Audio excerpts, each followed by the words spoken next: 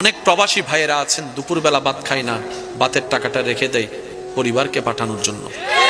অনেক ভাইয়েরা আছেন ভাত না খেয়ে কোন রকম একটা বন একটু পানি দিয়ে পেটটাকে লোড করে আবার কাজের মধ্যে লেগে যায়।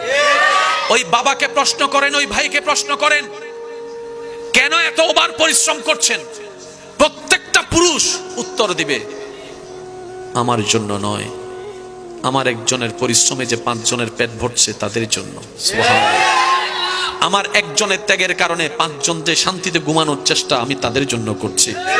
আমি একজন রোদে শুকাই বৃষ্টিতে ভিজি এই কারণে, যাতে 5 জনের মাথার উপর একটা ছাদ দিতে পারি, শক্ত ছাদ।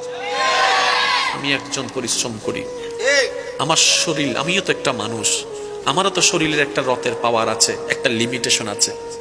3 বস্তার উপর তো 4 বস্তা আমি আলগাতে পারি না।